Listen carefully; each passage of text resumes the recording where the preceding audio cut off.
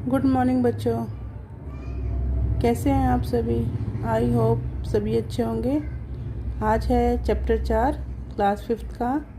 Book का नाम है दिशा। चैप्टर 4 है आपका हेलो मैं हूँ रेलगाड़ी। तो फर्स्ट पेज है आपका। देखिए, किन्हीं 3 पानी में चलने वाले, ज़मीन पर चलने वाले और हवा में उड़ने वाले यातायात के साधनों के नाम लिखिए। तो ये आपका होमवर्क है। आप खुद सर्च मारिए पानी पर चलने वाले कौन कौन से वाहन हैं। जैसे जलयान हुआ, पानी का जहाज हुआ, सबमरीन हुआ। ठीक है। ज़मीन पर चलने वाले बस, ट्रक, रेलगाड़ी। हवा में उड़ने वाले हवाई जहाज, हेलीकॉप्टर, रॉकेट। ठीक है, इस तरह से। तो अब आइए चैप्टर को रीड करते हैं।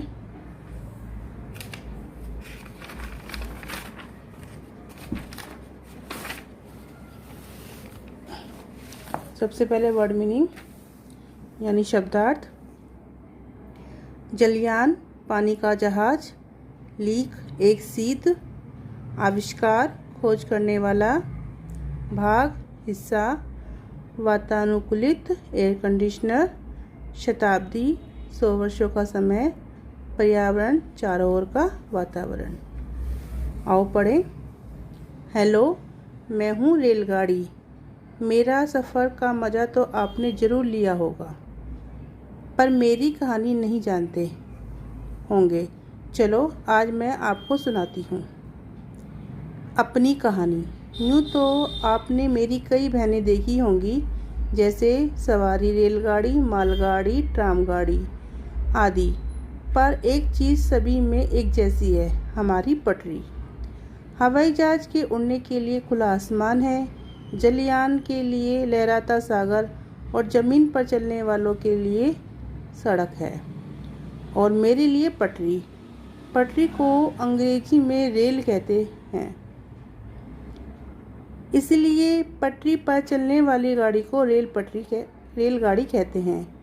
प्रारंभ में मैं बहुत साधारण थी, पर सुधार होते होते आज यात्रियों को बहुत सुविधा देने वाली बन गई हूँ। मेरी एक बहन पैलेस ऑन व्हील्स तो बिल्कुल राजमहल की तरह है। वातानुकूलित, जिसमें एयर कंडीशन लगा हुआ है, आरामदायक, सजी हुई और शाही सुविधाओं वाली। प्लेस ऑन व्हील्स में घूमने का आनंद ही कुछ और है।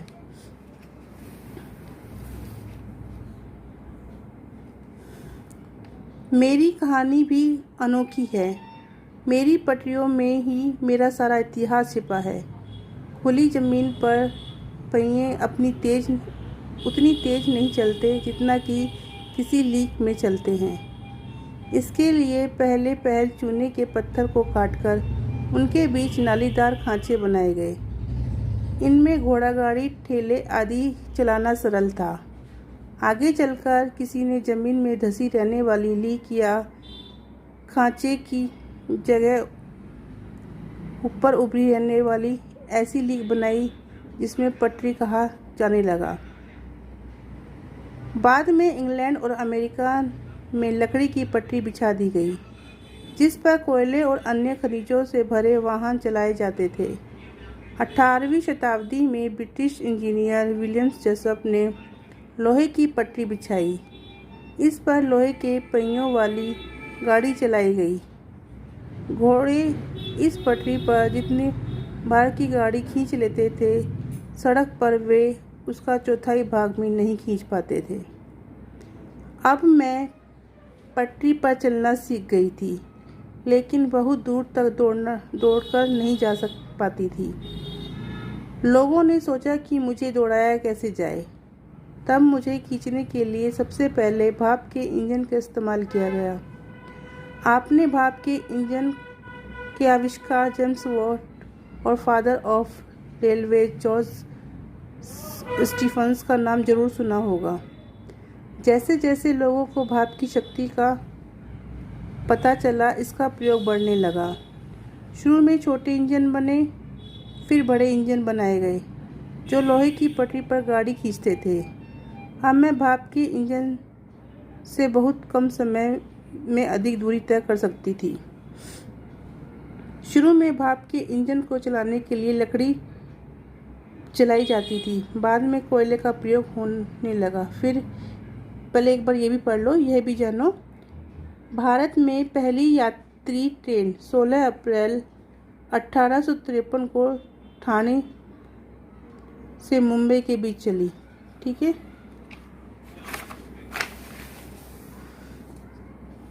इंजन का आविष्कार हुआ और मुझे चलाने के लिए डीजल इंजन का प्रयोग किया जाने लगा। डीजल इंजन में कोयले की तुलना में धुआं भी कम होता था। जब मनुष्य ने और प्रगति की तो अब उसने बिजली से चलने वाला इंजन बनाया। आजकल जितनी भी ट्रेन चल रही हैं वो मोस्टली इलेक्ट्रिसिटी से ही चलती हैं। यह इंजन पर्यावरण के लिए अच्छा था। आजकल भाप के इंजन तो दिखाई ही नहीं देते। डीजल इंजन भी कम ही रह गए हैं। अब तो मैं भारत ही नहीं संसार के ज़्यादातर देशों में बिजली से चलती हूँ। शुरुआत में मैं केवल मैदानों में दौड़ती थी। अब मैं नदियों पर, पुल, पहाड़ों, सुरंगें बनाकर मेरी पटरी बिछा दी गई हैं। ऊंचे ऊंचे पहाड़ी स्थानों पर भी मैं जाने लगी हूँ। जहाँ पहाड़ी चढ़ाई पर मुझे ज़्यादा समय लगता था या जहाँ मुझे ऊंचे पहाड़ों के साथ साथ घूम कर जाना पड़ता था, वहाँ मेरे लिए लंबी लंबी सुरंगें बिछा दी गई हैं, जिनमें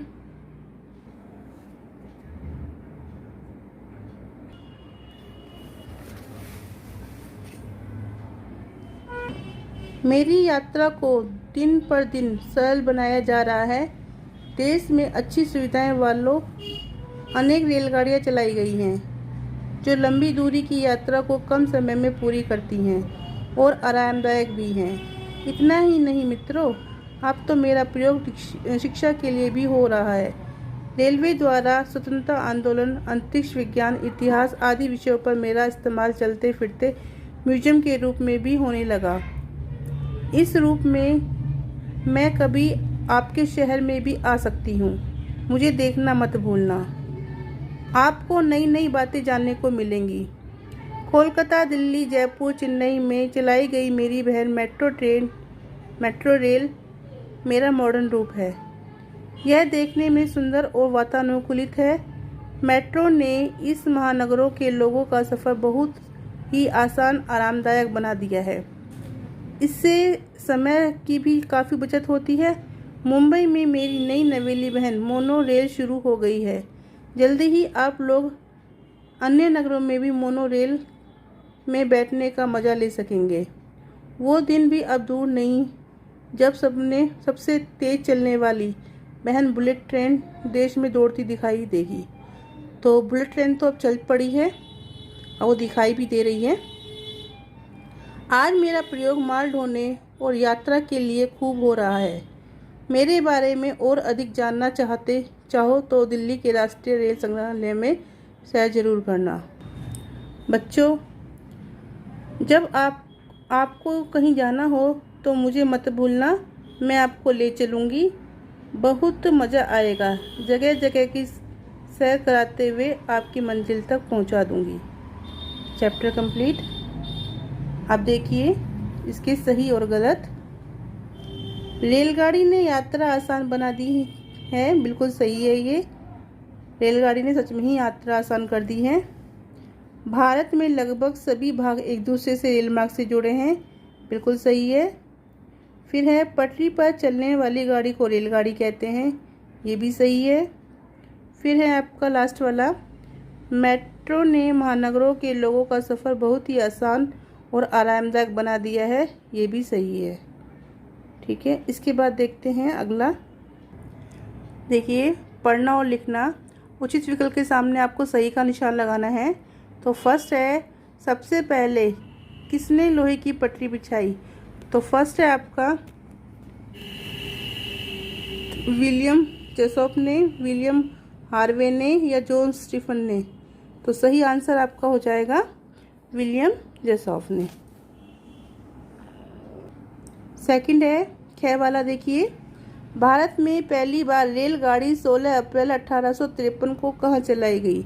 तो गोवा से नहीं, ठाणे से, यस, मुंबई में जो ठाणे हैं वहाँ से चलाई गई थी, पुणे से भी नहीं, तो राइट आंसर हो गया ठाणे से। गे वाला देखिए, मालगाड़ी का मॉडर्न रूप कौन सा है?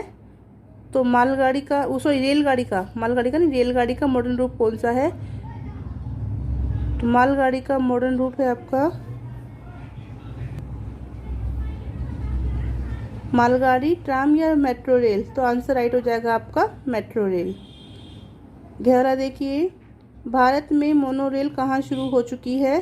तो मुंबई में शुरू हो गई है, दिल्ली में अभी नहीं हुई है, अहमदाबाद में भी नहीं, तो राइट आंसर है मुंबई में। क्वेश्चन नंबर 2, पाठ के आधार पर सही क्रम संख्या लिखनी है, यानी फर्स्ट सेंटेंस सबसे पहले कौन सा आया है, सेकंड कौन सा, उसके बाद कौन सा, थर्ड कौन सा, फोर्थ कौन सा, फिफ्थ, इस तरह से। तो फर्स्ट आपका दिया हुआ है, चूने पत्थर को काटकर जालीदार खांचे बनाए गए हैं। तो सेकंड वाला हो जाएगा, लकड़ी की पटरी बिछाई गई है।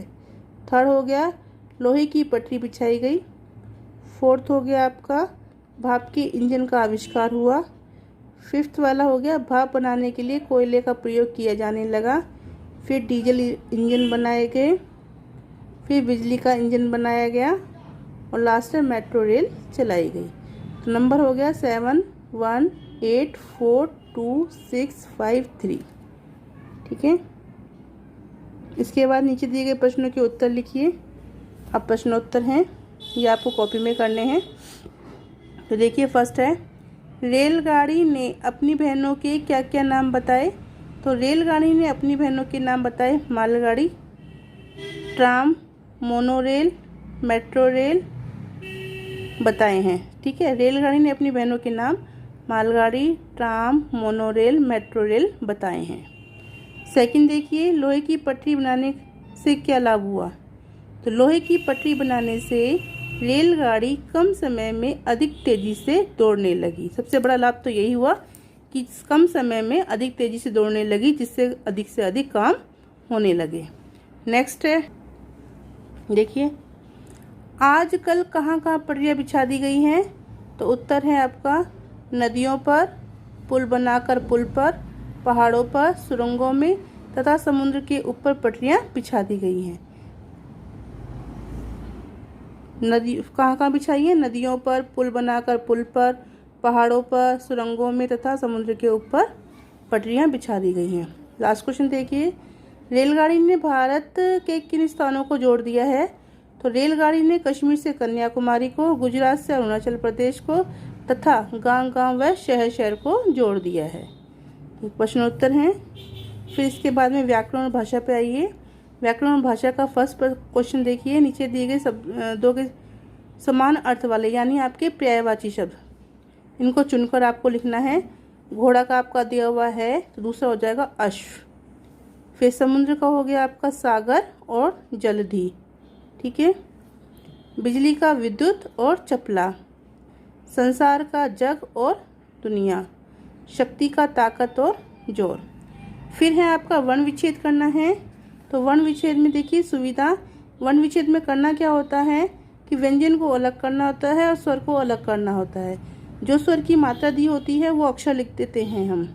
जैसे सु में ऊ दिया हुआ है तो स जो हलंत लगा देंगे तो यह इसमें इसका मतलब ये हो जाता है कि इसमें स्वर नहीं है, स्वर को हम अलग लिख देते हैं। तो स ऊ, तो स हलंत हो जाएगा और ऊ, फिर व ई ध आ।